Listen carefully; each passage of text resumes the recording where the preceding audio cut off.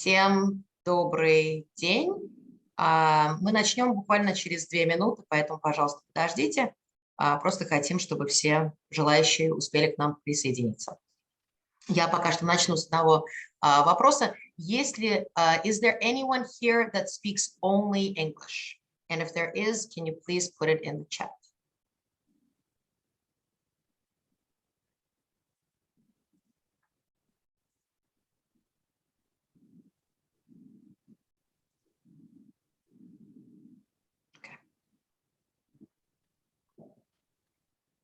All right.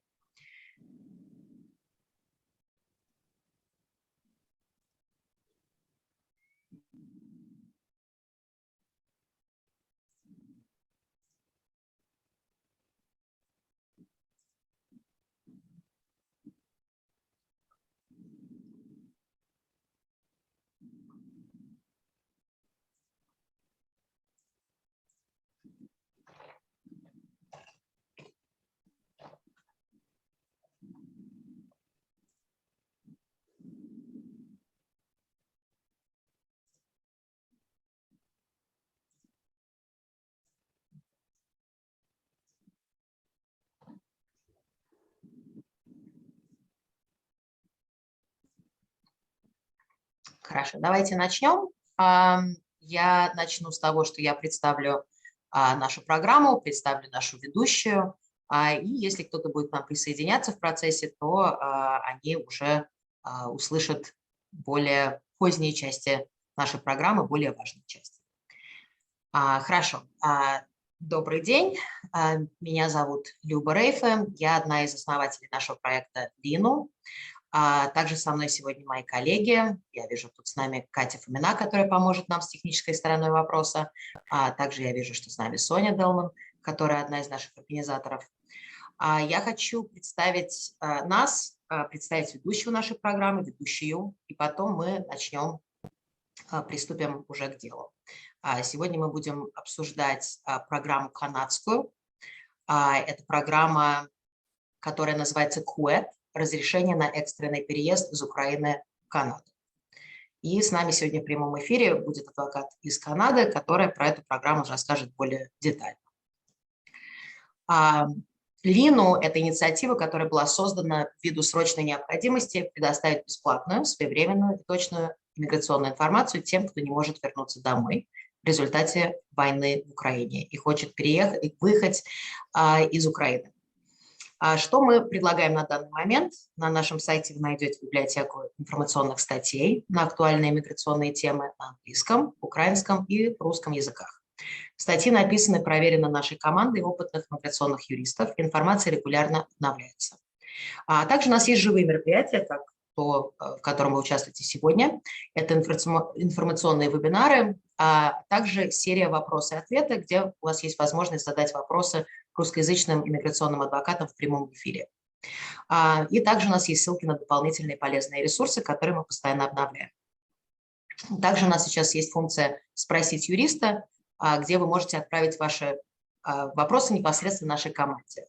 И уже исходя из вашей конкретной ситуации, мы постараемся предоставить вам нужную информацию либо из нашей библиотеки или подходящих внешних ресурсов, и в некоторых случаях вас направят к нашей команде иммиграционных адвокатов-волонтеров.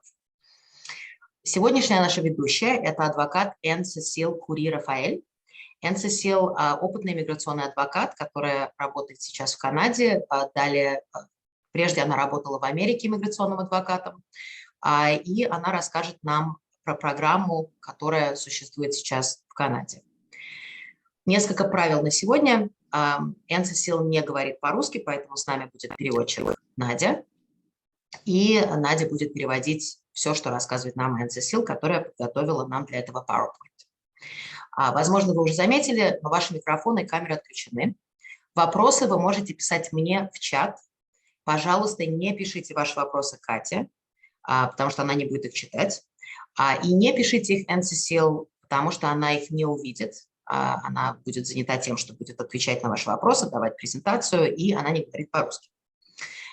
Запись сегодняшней встречи с тайм-кодами будет у нас вывешена на странице, так что у вас будет возможность все пересмотреть и поделиться с другими.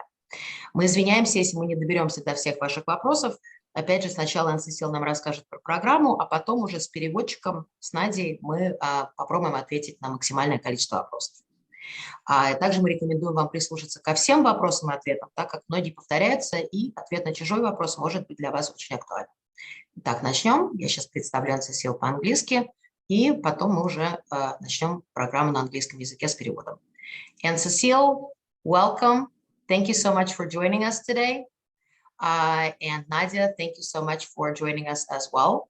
So I will let both of you take it away with the Canada-Ukraine authorization for emergency travel.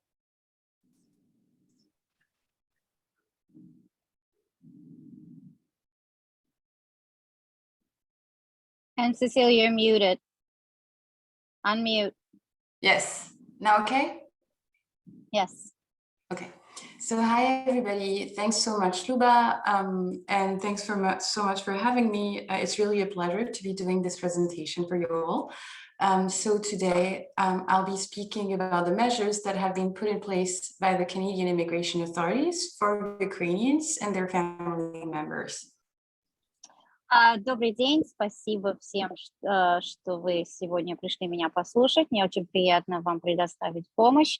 Сегодня мы будем разговаривать про иммиграцию в Канаду и мерах, которые были приняты, чтобы помочь всем, кто хочет эмигрировать в Канаду. So the first thing there is to know about the measure is that it's obviously very recent. So I'll do my best. I've tried my best to educate myself, but everything is really rapidly changing. So the first thing that you have to know is that what I'm telling you as of today, 2nd of May, is valid as of today, 2nd of May, but things are really changing at all times. So please check when you're about to submit your application, when you've submitted your applications, what has changed. More and more resources are available in Ukrainians on IRCC website. Первое, что вы должны знать, что это очень новое законодательство, и все время меняется, поэтому когда вы будете подавать свою аппликацию, пожалуйста, свою анкету, пожалуйста, проверяйте новые детали. Вся информация будет на нашем сайте на украинском языке, потому что всю информацию, которую я вам сегодня расскажу, это именно то, что действует на сегодняшний день, на 2 мая. So the measure was created on March 17, and it's really a measure that's more welcoming than, you know, from my understanding, any measure that had ever been put in place by the Canadian immigration authorities. Basically, the idea, of course, I'm going to detail everything that's in the measures, but the idea is to have a free application that's prioritized, and that will give you a visa that is granted for 10 years, but once you enter, you can stay in Canada for up to 3 years. The first thing you have to understand is it's a temporary measure. This does not give you status, permanent status in Canada. It's only a temporary measure that will allow you to enter. Первое, что вы должны знать, это временное законодательство, которое разрешает вам въехать. Эта виза дается на 10 лет. После того, как вы въехали, вы можете быть в Канаде до 3 лет, но это новый закон и только временный. It's a temporary measure which will allow you to come to Canada and then possibly leave and come back Canada, but not stay there permanently. I also wanted to give you a few figures before I start to delve into the legal aspects of the measures. So since the program was started, IRCC has received 180,000 applications and has approved 70,000 so far. And so far, 5,000 people have, a bit more than 5,000 people have arrived by land and 17,000 have arrived by air. Первое, что вы должны знать, что вы можете въехать в Канаду, но это не значит, что вы можете в ней навсегда остаться. Несколько чисел, которые вы должны, мне бы хотелось вам сказать, то, что мы за то время, как это было принято, в Канаду въехало Anne-Cecile, can you repeat the numbers, please? Of course, 180,000 applications, 71,000 approvals. One second. 180 тысяч аппликаций было подано. Go ahead. 71,000 approvals. 71 тысяча было подтверждено.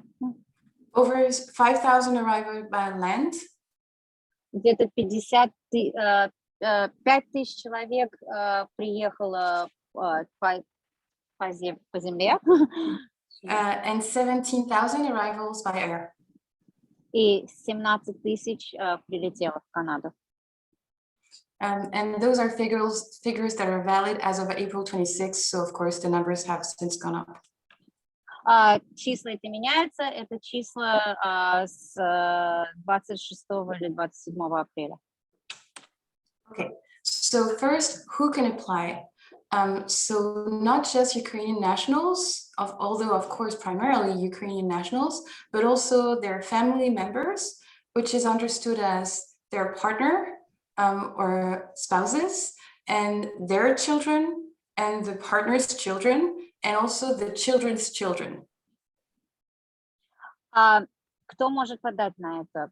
Могут подать граждане Украины, их партнеры, муж, жена, их дети и дети их детей. So all of those people can apply for the Canadian-Ukraine authorization for emergency travel, whether they are in Canada or outside of Canada. So in this presentation, I'll be focusing on people who are outside of Canada, but people who are already in Canada can also apply. Это люди, которые на это могут подать, они могут быть уже находиться в Канаде, или те, которые только хотят приехать в Канаду. Okay. So the procedure. So everything, if you're outside of Canada, the reality is different if you're already inside of Canada. But if you're outside of Canada, you have to apply online. And then the first step is to get an invitation code from IRCC website. So I put the link in my presentation. Then you create an account, which is fairly easy. And then you complete the online form, you upload the documents, and possibly later you give the biometrics. That's just a general idea of how it works. Если вы находитесь не в Канаде, вы должны подать через интернет.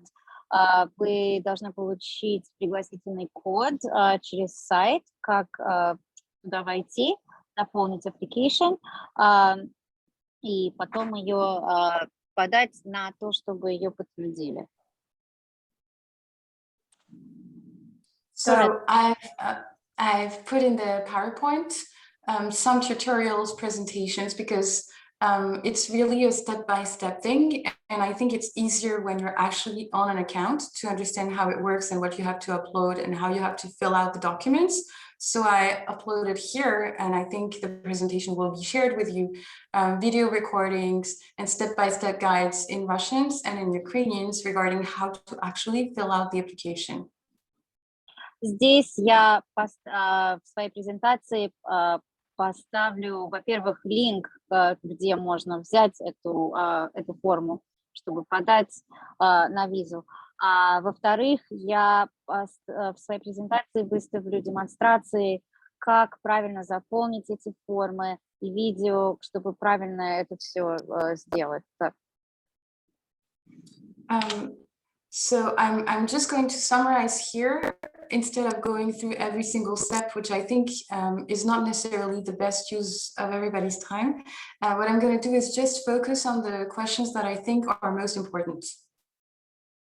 Я постараюсь сфокусироваться на самых важных вопросах, чтобы мы как лучше смогли обсудить самое важное за это время, которое мы с вами сегодня вместе. So the first thing is the address. So your address is a question that's being asked. So when you mention your address, it's your current address where you're physically when you're filing the application. Самое первое главное – это ваш адрес. Адрес должен быть там, где вы сегодня физически находитесь и проживаете. The second thing is you have the option to apply as a group. So if you're applying as a family, I don't know, mother, I mean, 2 spouses and 3 children, you can select the option to apply as a group and then fill out the applications for every single person in the group, as opposed to filing a separate application for each, which is also possible. Второе, вы можете подать на всю семью на одной форме. Не надо заполнять разные формы на каждого члена семьи. So I added mention anything specific or anything that doesn't fit the form in the comment section or in a separate Word document. So what I'm meaning by now is I've been, for example, asked by a couple, the wife had been marriage and divorce in the application. What you do then is you, in a separate Word document, you explain this didn't fit the forms, but I added the previous marriages that I've been into, and then you explain. It doesn't have to be, you don't have to recreate the same form, but you just add it so that it reflects the reality of your life. Если вы разведены, то вы и заполняете эту форму, вы не должны отдельно заполнять такую же форму. Вы можете просто в отдельном документе объяснить, что вы разведены. Leave no gaps in work history. So you have to give the work history for the past 10 years, and you may not have worked for the past 10 years, but in that case, you indicate from such and such month to such and such month, and you say unemployed, and you put NA as the employer, just to make sure that the last 10 years are all covered, whatever you've been doing. Вам также надо будет заполнить историю вашей работы за последние 10 лет и ваших работодателей. Если вы не работаете, вам просто надо будет написать, что нет, вы не работаете с такого-то периода по такой-то период. The only required document to attach is a copy of your passport, but you may also add other documents. You don't have to, you have the option to do it. Don't stress if you have nothing else to attach, but if you do have things that are relevant, such as medical history, parental consent, any kind of other documents that you find relevant, or the Word document that I just mentioned with added, explanations regarding, kind of life items that did not fit the narrow form, just put it in the comment section and as an attachment. Вам не надо предоставлять никакие документы, кроме вашего паспорта. Если у вас есть какие-то документы, которые вы хотите предоставить, пожалуйста, сделайте это. Если вам надо что-то объяснить, предоставьте их отдельно, вот так же, как я вам сказала, в секции, где можно написать комменты про то, что вы разведены, там же можно предоставить другие документы типа медицинской истории, справки и т.д. и т.д. Every document that is not in French or in English, which are the 2 official languages in Canada, will have to be translated into one of those 2 languages. Любой документ, который не на французском или английском, которые 2 официальных языка Канады, как вы знаете, должны будут переведены на эти языки. The translation does not have to be notarized, but I would heavily suggest to have an affidavit by the person who interpreted or translated, confirming that they are fluent in both languages. Перевод не надо, чтобы была печать от нотариуса, но если вам переведут этот документ или документы, пожалуйста, предоставьте афидевит от переводчика, что он говорит на обоих языках, на английском и на французском.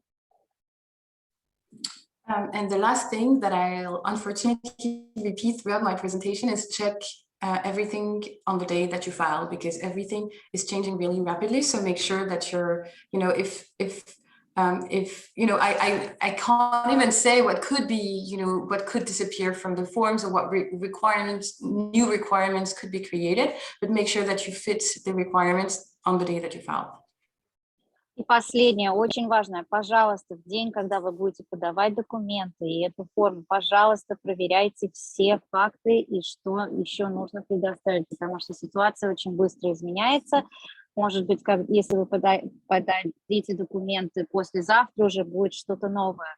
Поэтому, пожалуйста, аккуратно все проверяйте. Okay. As always with immigration applications, be truthful. So not mentioning something that you think could have an adverse effect on your application is not a good idea, because it could and usually will come back to bite you. So I would suggest to really make sure to disclose everything on the application, including compelling, arguments, but also just everything that you think would be relevant. Пожалуйста, будьте правдивы, когда вы подаете эти документы и отвечаете на вопросы в этой форме. Если вы что-то скажете, что не является действительным, это потом обязательно вас каким-то образом догонит. Так что, пожалуйста, будьте откровенны и правдивы в ответами на все вопросы. If you've already filed an application with the Canadian authorities, they will and should have a copy of such application. So make sure to double check if you've kept a copy of the prior application, so that everything, life happens in the meantime. So I'm not saying that everything should be unchanged, but that everything is in line and that discrepancies are addressed. For example, if you now say that from 2014 to 2016, you lived in Germany, but on the prior application, it says that you lived in Poland. I'm completely making it up. It's something that doesn't really make sense and probably will become a problem. Если вы уже подавали на канадское гражданство или на канадскую визу, то у канадского правительства и канадской иммиграционной службы уже в рекордах это уже существует. Но если что-то поменялось с тех пор, то это надо обратить на это внимание. Например, если вы 2 года назад жили в Польше, а теперь живете в Германии, это уже ошибка, которую надо исправить. And the advice that attorneys always love to give is nonetheless true, is if you have things that you think make it complicated, check with an attorney. And at the end of my presentation, I'll share a list of attorneys who have been willing to give consults and who should be available. И если вы хотите посоветоваться с адвокатами по поводу, если вы думаете, что у вас будет проблема какая-то в подаче этих документов, вы можете посоветоваться с адвокатами, и я предоставлю список адвокатов в конце, к которым вы можете обратиться. Okay, so after you file your application, the first thing that you should receive is the confirmation that you've submitted your application with a track number, or like the application number. That should be in your email box almost immediately after you file your application. После того, как вы заполните эти формы и подадите документы, к вам на email придет информация того, что они получили это, и вам придет такой баркод на ваш email. The next step should or could be the biometrics. Следующий шаг – это диаметрия. So the biometrics is a required step for after you submit an application. They usually you have to complete the biometrics requirement when you're from 14 to 79, but I think it's 79 or 77, but they've kind of like lifted the requirements, and so age groups are exempted. So usually if you're between 17 and 61, you should have to complete biometrics. Younger people than 17 and older people than 61 don't have to do the biometrics. Биометрия – это обязательный следующий шаг в этом процессе. Возрастная группа, которая должна ответить на все эти вопросы, от 17 лет до 61 года. Если вы младше или старше, то вам не нужно отвечать на эти вопросы. So sorry. Okay, so biometrics is usually a complicated step because you can't do the biometrics everywhere. You have to go to certain locations. So some specific new biometric centers are going to be created in the very upcoming future. For example, from what I've read recently, Warsaw will have 2 more, and I think one is being set up in Slovakia. So there are more and more resources in biometric center, but in the meantime, you still have to travel to one of those biometric centers, which may be far from where you're currently residing. К сожалению, на эти вопросы вы не сможете ответить из дома или на компьютере. Вам придется физически пойти в один из этих центров биометрии, где вам надо будет на все это ответить. Сейчас создаются больше и больше этих центров, и я знаю, что есть один в Варшаве, где-то в Словении тоже. И, к сожалению, туда надо прийти, чтобы на все эти вопросы ответить. So you can decide to apply for biometrics anywhere you want. So what I would suggest is to check, regarding where you are and what visa center has the closest appointments. And what I will also say here is people on the ground usually have a, much vaster knowledge than we do, because they are actually in Europe, so they may know more than I do in that respect, which I absolutely want to acknowledge. Когда вы подаете, вы должны выбрать, какой из этих центров для вас ближе. Люди, которые живут в этих странах, где существуют эти центры, будут знать больше, чем мы здесь, и они могут вам подсказать, куда обратиться и куда пойти. So each visa center has its own little process. You can just book an appointment and then try to see if other sites have new appointments available, and then you can book another one if it's closer, or if if you're in Slovakia and suddenly you can apply for biometrics in Slovakia, please do by all means. The instruction letter tells you to В каждом визовом центре есть свои часы работы, вы должны проверить какие-то часы, туда сделать appointment и назначить appointment и туда прийти. И опять же, тот же, который ближе находится к вам, и где вы находитесь сейчас. So the instruction letter tells you to complete your biometrics within 30 days, but the reality is that IRCC understands that it's not always doable, and so the instruction letter will not expire if you actually complete your biometrics requirements in 60 or 70 days or 90 days. Письмо, которое вам пришлют с инструкциями по поводу биометрики, говорит, что вам нужно заполнить сделать этот appointment и заполнить этот вопросник за 30 дней. Но мы понимаем, что это экстремальная ситуация, оно не будет просрочено, это письмо. Вы сможете это сделать в срок 60 или 90 дней. So as I explained, certain age groups are exempted, and it's the same if you've already given biometrics in the past 10 years. That's if you're outside of Canada. If you're in Canada, it's different. Если вы не в Канаде находитесь, если вы уже один раз сделали биометрику, вам еще раз ее делать не надо. И если вы не в этой возрастной группе. Если вы в Канаде, то другой процесс. You will receive notifications from the visa office if you're granted an exemption.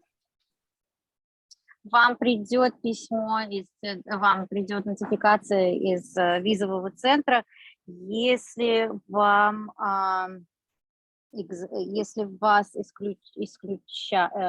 если вы входите в исключение правил. Go ahead. And if you know that the biometrics is going to be an issue or have difficulties traveling, I suggest to write it in your application, before running into that issue. For example, if you cannot walk, if you have medical issues, I would suggest to file those documents at the time with your application in order to kind of cover it, and maybe even explain in the cover letter why traveling is difficult and you would not necessarily be able to complete the biometrics.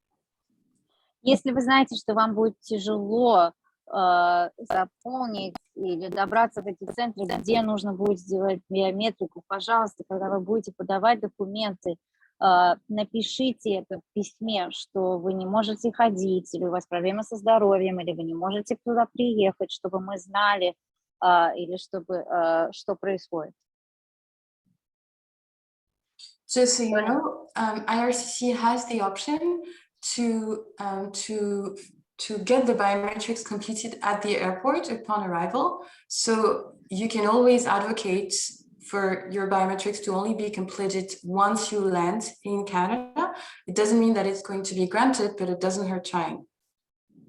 Есть опция заполнить биометрику в аэропорту. Вы можете об этом попросить. Возможно, вам это разрешат, но нет никакой гарантии на это. Okay. So after you complete the biometrics, if the application is taking too long, so I copy-pasted the information that is on the IRCC website. I have not tried calling the number. I'm afraid that it might be really difficult to reach someone through that number.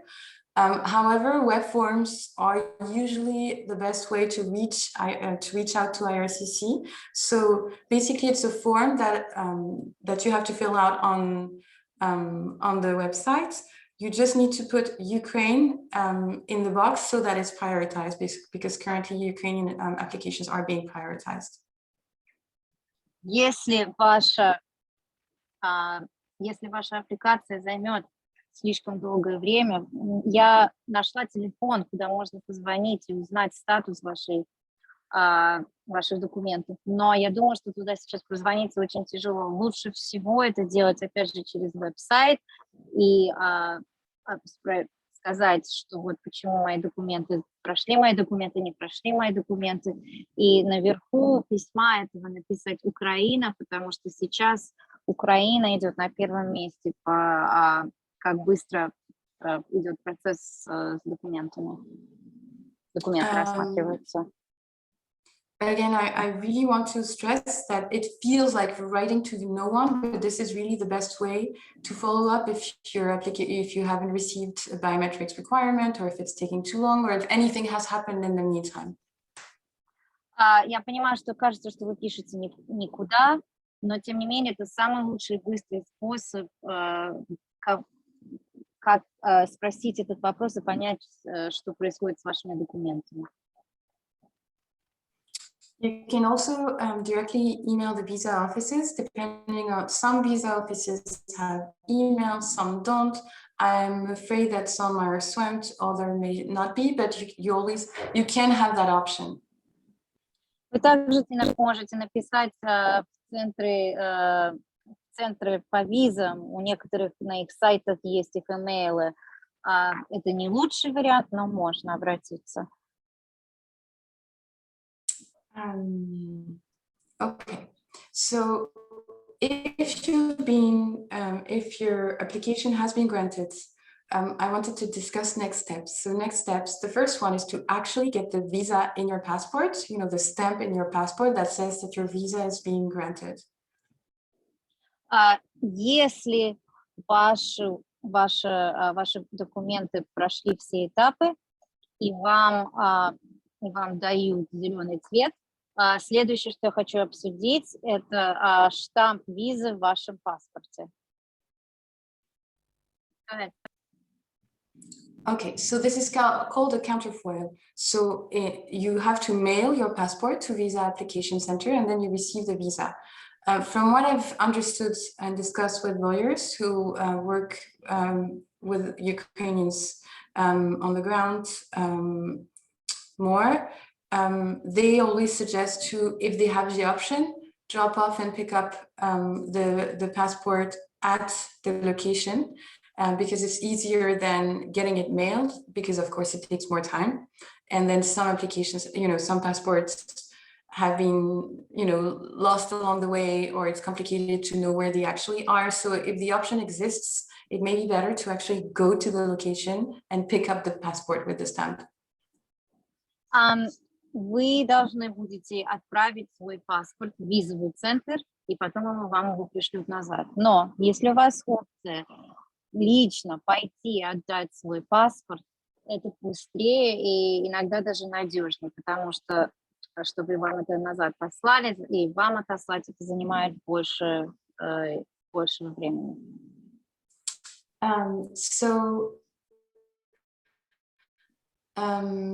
When you submit your visa and you mail it out, some visa application centers require some fees in certain currencies to mail back the passport, which is also making things even more complicated.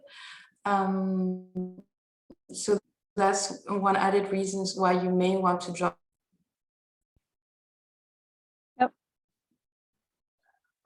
Когда вы еще некоторые визовые центры просят заплатить за то, чтобы отослать вам назад ваш паспорт с визой.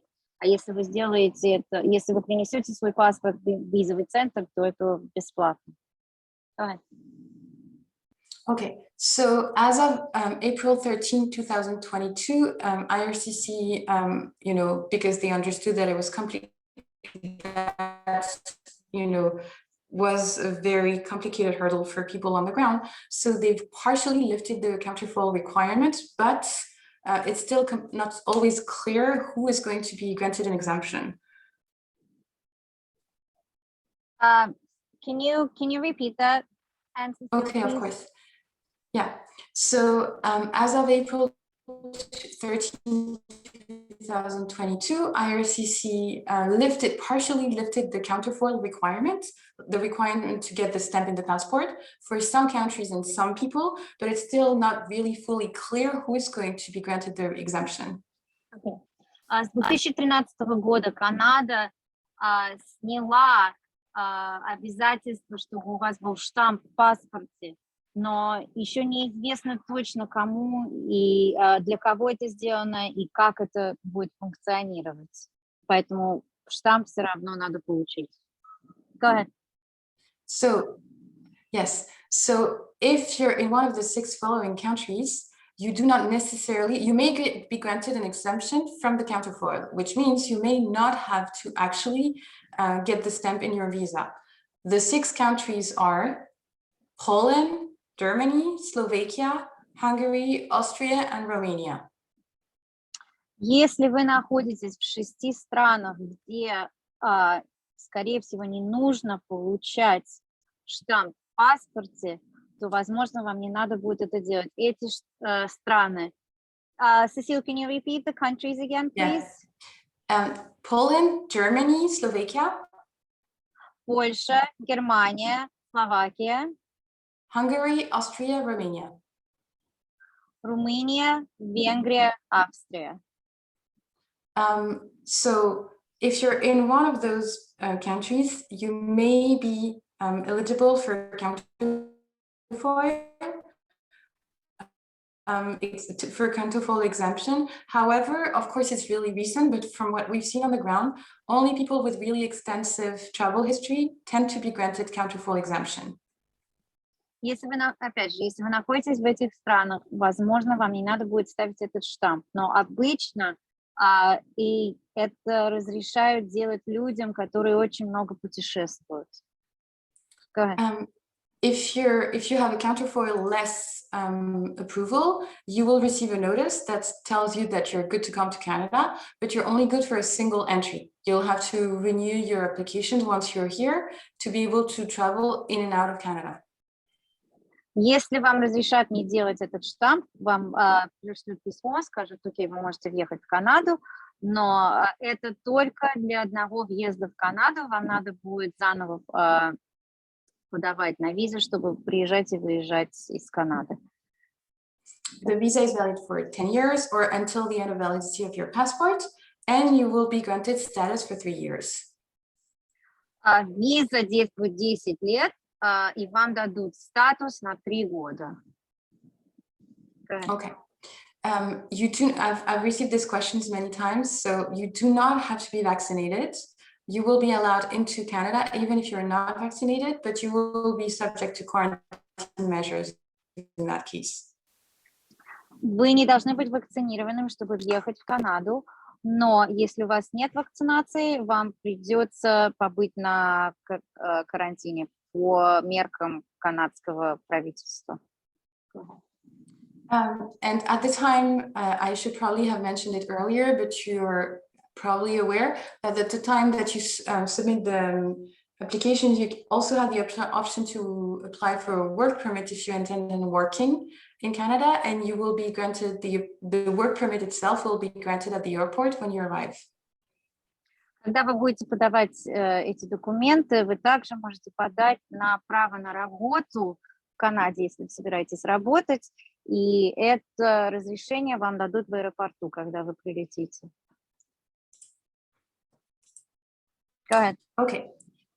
Once you are in Canada, you may want, so I added here a list of resources because this is not really immigration. This is more like, what do we do once we arrive? Which is a very fair question. So I added a bunch of resources here. The most pressing question is usually health. Go ahead, Nadia. No, you were breaking up. Здесь я добавила список ресурсов, на которые вы можете посмотреть, это, конечно, уже не иммиграция, это вопросы, которые мне задают, что делать, когда мы прилетели, вот мы приехали, мы иммигранты. Самый распространенный вопрос – это про здравоохранение. Go ahead, Cecile. Yeah, so your application for immigration was with IRCC, which is federal, but once you enter Canada, it basically depends where you're actually going to be staying. So if you are going to stay in Ontario, it's not the same as if you're staying in Quebec, because each province has its own health requirements, but basically most have agreed that if you've been granted Canada, Ukraine authorization for emergency travel, you're eligible for a health card or health benefits. Поскольку Канада большая страна, и у каждой провинции свое здравоохранение, система. Но если вам дают убежище или иммигрантский статус в Канаде, все провинции договорились, что вам дается медицинская карточка, что вы можете получать медицинскую помощь как иммигрант или беженец из Канады. Go ahead. So, yeah, so just to summarize, the reality is different in Alberta and in Quebec, where I work, but in both cases, you should be eligible for, health, benefits once you get here, or coverage, sorry. Вы будете, медицинские бенефиты будут покрыты, когда вы сюда приедете, даже если вот я, например, работаю в Квебеке, а вы приехали в Онтарио, у вас не будет проблем. Go ahead. Okay, so one thing that I wanted to cover, since I think I've received some questions from people who are in the US or have ties to the US. So if I understand correctly, there is a chance that you're interested, the people listening will be interested in understanding the relationship between Canada and the US, if you can leave and come back. So I also wanted to address that question.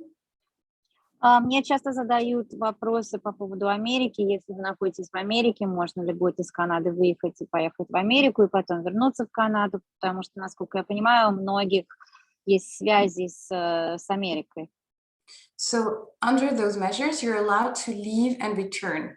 I won't address here the question of if you've been granted counterfoil exemption and you have, if you have, the actual stamp in your visa that says that you have a visa that's valid for 3 years, you can leave and come back. It's part of the measures. Часть этого закона, да, вы можете приезжать и уезжать. However, this only addresses the Canadian aspect of things, because Canada cannot promise you that you're going to be able to enter the US, because it's not up to Canada to decide this. So you also, if you want, for example, if you want your parents to come to Canada and you have status in the US, you may come to Canada to see them. That's kind of a separate questions. Your parents could leave Canada and come back, but it's not up to IRCC to decide whether your parents are allowed to enter the US. So you would also have to check the US bit. Но это только с канадской стороны. Канада не может гарантировать, что вас пустят в США. Вы можете выехать из Канады и вернуться в Канаду, но на американской границе вас могут не впустить. То есть если, например, ваши родители хотят вас навестить, то нет гарантии, что с американской стороны, если они едут из Америки в Канаду, что их пустят, даже если у них есть этот статус. This is also true if you want to apply for those measures and you're currently living in the United States and would like to come to Canada to get status for 3 years. Whether you can or cannot come back to the US from the US perspective is something that you will have to check with a US immigration attorney. And I really heavily suggest to check with a US immigration attorney, especially if you've been living in the West without status for a while. Если вы живете в Америку и хотите подать на канадский статус, вы должны проверить с американским иммиграционным адвокатом, сможете ли вы это сделать, сможете ли вы въехать в Канаду и потом вернуться в Америку, особенно если вы живете в Америке без определенного статуса. Я очень это рекомендую. Okay, so I wanted to also discuss very shortly the question of how permanent the status is. So you have status for 3 years, but this is just temporary status. This is not a pathway to permanent residence and or to citizenship. In and of itself, it's only a temporary measure for up to 3 years. Главное, что вы должны знать, это временный статус, только временный на 3 года. Это не значит, что у вас будет канадское гражданство или что вы можете здесь остаться навсегда. Go ahead. So if you want to apply for more permanent status in Canada, you really need to check with an immigration attorney because it's not part of the measure. So it will have to be something different. Если вы хотите подать на постоянное место жительства в Канаде, вам надо будет посоветоваться с иммиграционным адвокатом, потому что вот этот закон, он временный и только действует 3 года. So some people, a lot of discussion surrounding refugee status seems to exist, and it seems like some people have been encouraged to file a refugee application. I would please beg you to check with an immigration attorney because it is really complicated, and this is not a simple thing that you should just fill out and then you can stay in Canada for longer. Please check with an immigration attorney.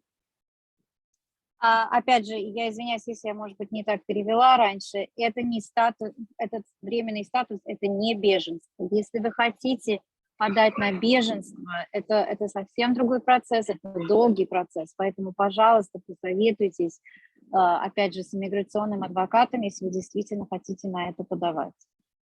There are other kinds of more long-term plans. I wanted to just briefly touch on them.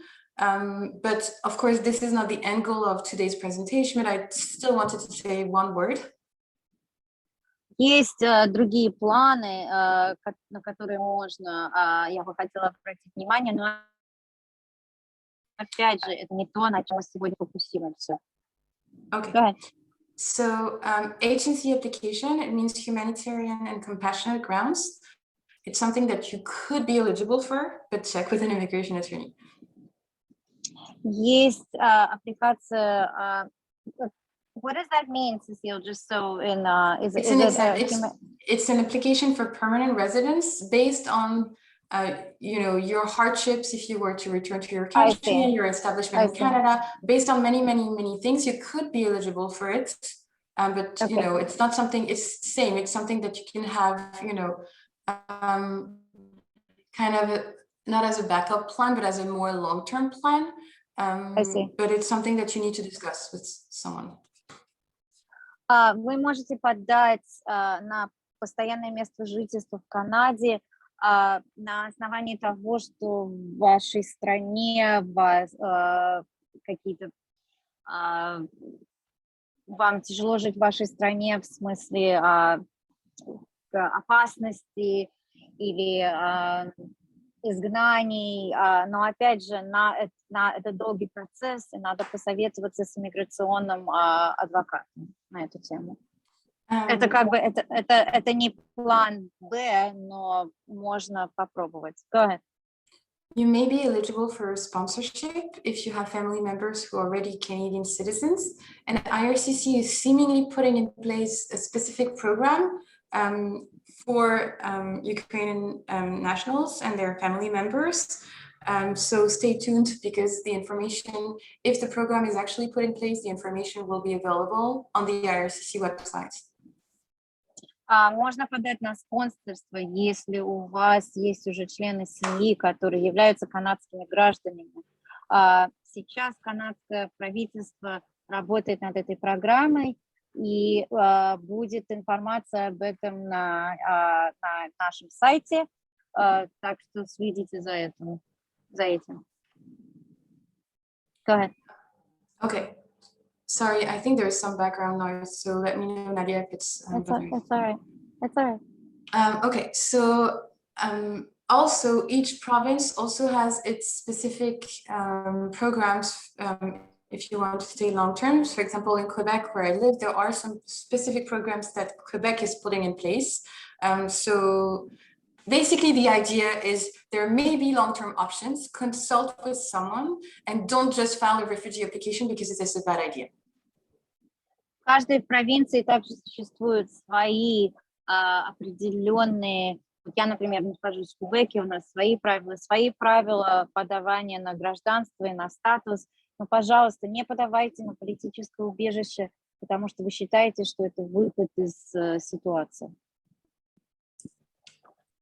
Okay, so resources. So I was telling you before that there are lists of resources, and in particular, there are lawyers who have agreed to give free consults. So you can check the links that I sent you to see if someone is available. A lot of organizations and lawyers on the ground in Canada have been willing to help, so you may be able to find pro bono assistance. Опять же, ресурсы. Есть список адвокатов, которые согласились помочь. Я здесь предоставляю список ресурсов, и в Канаде есть много адвокатов, которые, возможно, смогут вам даже бесплатно помочь. There are other general resources. Usually they're more province specific, so I added some. Others may be available, so let me know if you have questions or specific questions, and I'll be happy to address to the best of my abilities. Есть общие ресурсы, опять же, в каждой провинции свои ресурсы. Если у вас есть вопросы, обратитесь ко мне, и я буду рада направить вас в сторону правильного ресурса. Okay, this is the end of my presentation. Let me know if you have questions. I'm happy to answer if I have the answer, and I hope that this was useful. Это конец моей презентации. Спасибо вам, что вы меня выслушали. Если у вас есть вопросы, пожалуйста, обращайтесь. Я буду рада ответить на ваши вопросы, если у меня, конечно, будет правильный ответ. Thank you so much, Anne-Cecile. So, Nadia, if you can do it the other way now, so translate, I guess, what I'm saying. Absolutely. Yeah, absolutely. So, Anne-Cecile, we have just a couple of questions, unless people will be typing more in. But I wanted to ask, having worked in the United States immigration system, and I'm sure keeping a little bit in the loop about what the US is doing, but mostly about, of course, what Canada is doing, what would you say are the advantages of the Canadian system for the people who are debating between the two countries? This is such a hard question. Hold on, let's just have Nadia translate it first. Anne-Cecile, поскольку я работала вы работали в американской системе иммиграции, скажите, пожалуйста, какая разница между американской системой иммиграции и канадской, американской, и какие плюсы и минусы в обоих? Can you hear me now? Yes. Yeah. Okay, so it's actually a really difficult question. I don't really know. I know that the US has put in place TPS and, you know, is working on a lot of things. But I will not answer your question and say it depends. About basically processing times, the situation, health, who is there where. So what I would say definitely is apply. I've heard a lot of people who didn't know whether they should and were, you know, kind of considering it. If Canada is an option for you, of course, if you have zero plans of ever going to Canada, don't apply. But if you're thinking that this could be a valuable option, just file and you'll see later. And then I would just advise you to do that, and then check where, you know, help will be most available, because it's really not the same if you're a family of, you know, 2 40-year-old adults with 3 kids, and if you're an elderly woman with no assistance who has a cousin in the US but nobody in Canada. Like, the fact really weigh, you know, heavily. It's not just a matter of immigration, it's also, you know, so much else that's getting factored into the balance. Sorry. It's okay. Мне немножко трудно ответить на этот вопрос. Дело в том, что если вы можете, если вас, если вы хотите и можете, подавайте в Канаду, потому что зависит все от фактов, от ситуации. Например, разные ситуации, если вы пожилой человек или вам обоим 40 лет и у вас трое детей. Мне трудно что-то сказать про американскую систему. В смысле канадской системы, я думаю, что у вас есть шансы, попробуйте. Я не думаю, что вас отвернут или развернут. Это все зависит от ситуации. And actually, so it's really kind of almost impossible for me to answer that question. But what I will say is I've heard the question a lot of where people should go in Canada, because, you know, each province having its specific requirements. Being approved is one thing, but where you actually go is another.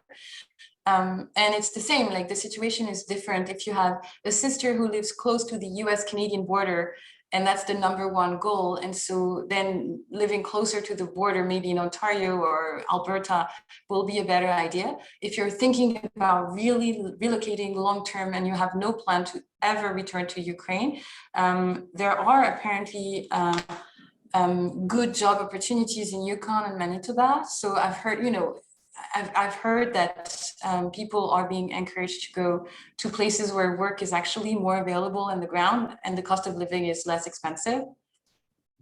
Опять же, это все зависит от вашей личной ситуации. Если вы хотите быть близки к Америке, то вы, может быть, хотите быть в провинции Альберты. В Канаде существуют разные провинции. Мне, например, говорят, что если вы хотите работать, если вы никогда не хотите больше возвращаться на родину, езжайте в те провинции, в которых сейчас существует много работы. But to return to your questions, to your question, I would say apply. It's a free measure, which is almost unforeseen.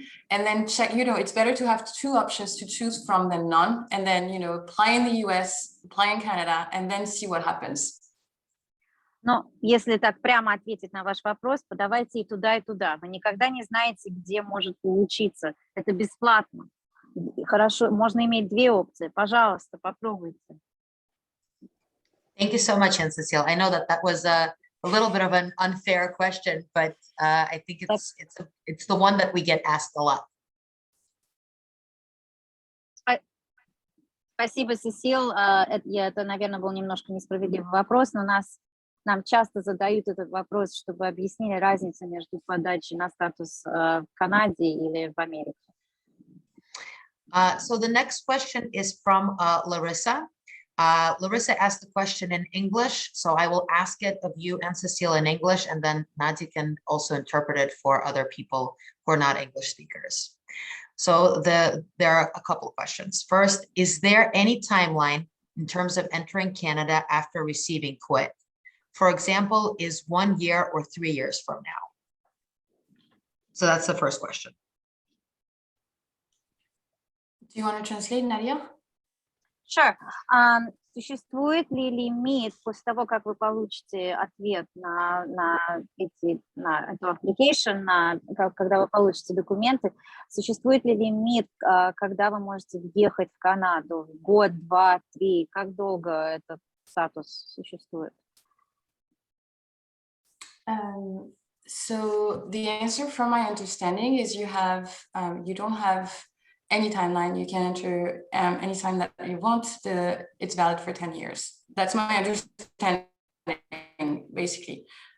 So it means that you can get CUAET now and enter in 1 year.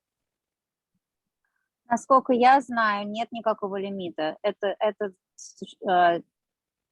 действует 10 лет. То есть вы можете въехать завтра, можете въехать через 5 лет. And I believe you already answered this, but the other question was, are Ukrainians free to enter and exit Canada on this type of visa multiple times? Are there any restrictions? Yes. Hold on one sec, let me just translate the question. Насколько я знаю, вы уже ответили на этот вопрос. Могут ли украинцы свободно въезжать и выезжать из Украины, из Канады с этими документами? Yes, so the answer is yes. You can it's a multiple entry visa, so you can enter and leave as many times as you want, but you have to be careful about respecting the requirements from wherever you are leaving to before you re-enter. Да, вы можете приезжать и выезжать сколько вы хотите, но, пожалуйста, уважайте границы и то, что нужно будет предоставить место, куда вы едете. So the next question, also from Larissa, is there any known conflict between applying for TPS in the United States and obtaining and using CUAET? Non-conflict or conflict? Conflict. Is there any known conflict? Known conflict, okay. Существует ли какой-то конфликт между подачей на документы в Канаде и подачей на документы в Америке? Конкретно на TPS. Конкретно на TPS, да. So no, so there is no restriction, there is no requirement of having not applied in parallel and or obtained TPS. I would say, so this is the easy answer, the quick answer is no, there's no conflict. Быстрый ответ нет, никакого конфликта нет. And the longer answer is, if you're planning on living in between, I think there may be other difficulties. And so if you're planning on, if your plan is to apply for both and see the best option, please do by all means. If your plan is to live in between, it may raise other types of difficulties. So I would say check then, first arrive in Canada and or the US, and then discuss, because there may be difficulties, kind of logistical difficulties and or legal difficulties, but for application and receiving TPS and CUAET, the answer is it's fine. В принципе, нет. Но, пожалуйста, проверьте. Если вы собираетесь жить между странами, проверьте ситуацию, проверьте правила. The next question is for husbands who cannot obtain biometrics in Ukraine. Shall we wait until it becomes available? Следующий вопрос для мужей, которые не могут сделать биометрику на Украине. Подождать, когда они смогут это сделать? I'm not sure that there is, so the answer is, it's a really difficult question. I am sorry, it must be really stressful. And I do not know what to say because I am not sure if and when a biometric center will be open in Ukraine. I would say it depends on the circumstances, you know, same if there is any kind of emergency, but I would suggest to try to schedule the biometrics and if possible, do them, because I also understand that there are difficulties, you know, in departing from Ukraine. So at some point, you know, if your plan is to come to Canada, you will have to depart from somewhere. So I don't, depending on the facts, I'm not sure that this would be the best option. Все зависит от фактов. Если вы можете сейчас подать, не ждите, подавайте сейчас. Я знаю, это очень трудная ситуация, но поскольку мы не знаем, когда в ближайшее время на Украине откроются такие центры, подавайте сейчас и не ждите. Потому что вам надо будет выехать из Украины в любом случае куда-то, где существуют эти центры. And the last question from Larissa is, are there any requirements from OHIP on physical presence in a Canadian province? I'm sorry, I didn't hear. Are there any requirements from OHIP on physical presence in a Canadian province? Нужно ли находить, Люба, помоги мне с этим вопросом, нужно ли физически находиться в канадской провинции, да? Есть ли какие-то требования? Требования, да. Да, чтобы человек должен был физически находиться в канадской провинции. So I think you're talking about I'm not sure I understand, but I think you're talking about the health coverage in Ontario once you get there. Is that Larissa, can you confirm? Because if that's the case, the answer is, from my understanding, it's upon arrival, but I'm not sure what happens next. I'm not sure if you have to stay there, and honestly, you would have to check with someone who is, you know, expert in that in Ontario, which is really not my case at all. Онтарио — это не моя экспертиза, там надо будет проверить, когда вы приедете, и поговорить с человеком, который там находится. Лариса ответила спасибо. Лариса, если нужно что-то уточнить, то можете напечатать, а я пока приступлю к следующему вопросу.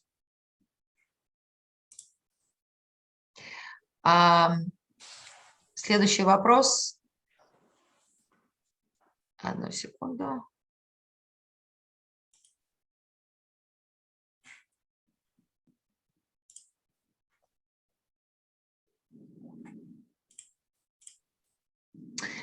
Следующий вопрос был от Юли. Юля спрашивала, Юля сказала, я не поняла про визу на 10 лет, а оставаться можно 3 года в Канаде, а остальные 7 лет зачем? So I'm confused. The visa is for 3 years, but you can stay in Canada up to 10 years. So No, the other way. Sorry, the visa is for 10 years, right? Yes. And the status is for 3 years. So what do you do with the 7-year gap? Okay. The visa is valid for 3 years, for 10 years. Once you enter, it's valid for 3. So you cannot stay for 10 years. You can stay for 3 years. Виза дается, чтобы вот все поняли, виза дается на 10 лет, но она действует 3 года. Вы не можете жить в Канаде 7 лет. Виза действует только 3 года. Вы можете там находиться 3 года. And the next question is, can someone who's already in the United States entered on a tourist visa apply for CUAET? What if they entered on humanitarian parole? Can someone apply for TPS in the United States and CUAET at the same time? I know you already answered the last question. So wait, I'm not sure I understand. Someone who is in the US, arrived on parole or a tourist visa, entered Canada on, so there is no humanitarian parole in Canada, so it wouldn't. No. So can someone who is already in the US and entered on a tourist visa in the United States apply for CUAET? And same question, what if they entered the United States and humanitarian parole? Can they apply for CUAET from the United States? Yes, you can apply wherever you are in the world. So you can apply from the US, however you enter the US. Значит, если вопрос, если я нахожусь в Америке, въехал в Америку по туристической визе или гуманитарной визе, могу ли я подать на въезд в Канаду? Ответ – да, могу. Как можно подать из любой точки мира. Okay. Anyone else? Are there any other questions? Oh, okay, I see. I see that. Oh, sorry, it's someone asked a question directly to me and I thought you were the one sending it. So I'll just question about taxes. Is there any contacts, volunteer lawyers who could consult regarding tax regulation? It's someone who is a proprietor in IT field in Ukraine, pay taxes in Ukraine. If they continue the business while in Canada, do they have to pay taxes in Canada or in Ukraine? Do you want to translate, Nadia? Oh boy. Okay, I'll make it short. The short translation is, если у вас бизнес в Канаде, то есть если у вас бизнес в Украине и вы въезжаете в Канаду, надо ли вам продолжать, надо ли вам будет платить таксы в Канаде? Go ahead. So my answer is also, oh boy, I do not know the answer to that question. It's really a tax question. From my very vague understanding, taxation is based off days of presence, but I really wouldn't know. So you would clearly have to consult with the tax lawyer. And I do not know that there are tax lawyers providing pro bono assistance, but you could see once you're in Canada. And I mean, you should consult with the tax lawyer. Это не моя экспертиза, к сожалению. Насколько я знаю, таксы платятся по месту жительства, но вам надо будет обязательно поговорить с адвокатом, который специализируется в таксах, и он вам сможет помочь. Но я не знаю адвокатов по таксам, которые сейчас работают бесплатно, помогают бесплатно. One more question came in, Anne-Cecile, from Sonia. Thank you very much, Anne-Cecile. Are there any other benefits available to those arriving under the CUAET?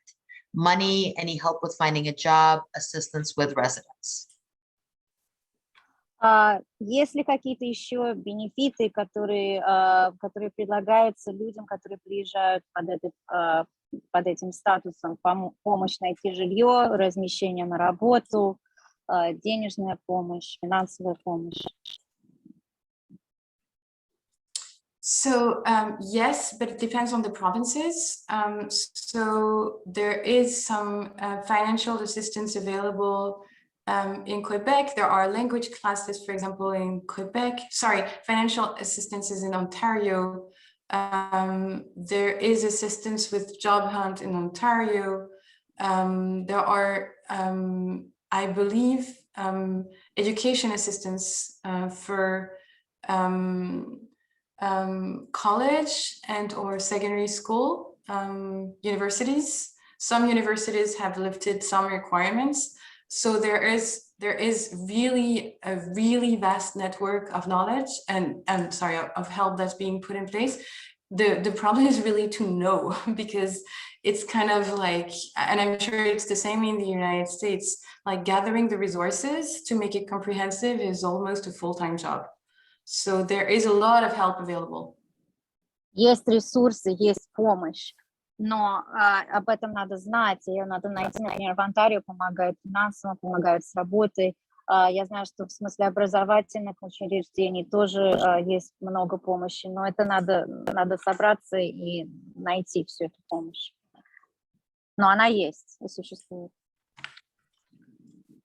Thank you so much, Anne-Cecile. Where can one go to find out more about assistance or benefits?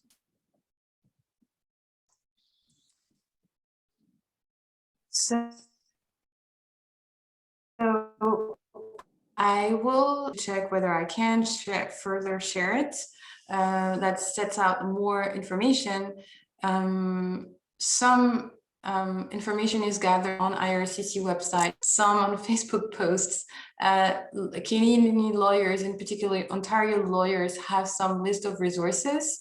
I have one, so it's a really difficult question. I'll share with you what I have, but it's a little bit everywhere. I mean, I don't know how you would answer that question about the United States, Luba, but it's a tough one.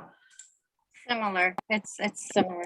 К сожалению, я точно не могу об этом сказать. Что-то через Facebook, что-то через государственный сайт. У каждой провинции, опять же, свои ресурсы. У меня есть несколько ресурсов, которыми я могу поделиться. Но, опять же, это надо искать через знакомых, через Facebook и так далее. Я добавлю от себя, что мы сейчас работаем над тем, чтобы у нас были качественные ссылки на ресурсы в Канаде, так что проверяйте наш веб-сайт, они будут появляться по мере нашего узнавания о том, что есть.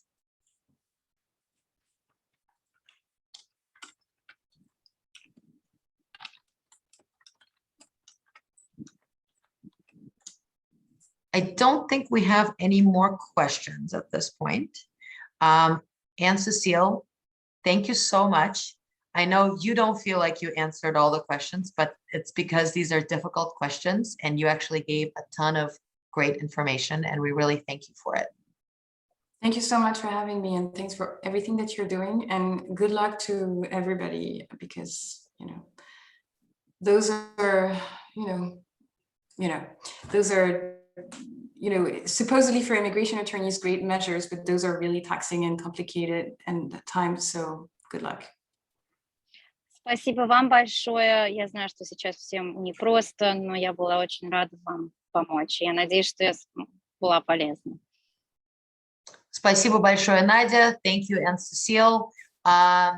Все, кто спрашивали, мы записываем этот вебинар, поэтому вы сможете его пересмотреть. А слайды, которые подготовили для нас Anne-Cecile, мы тоже распространим. Она дает нам разрешение на это. И даже попробуем перевести их на русский в ближайшее время.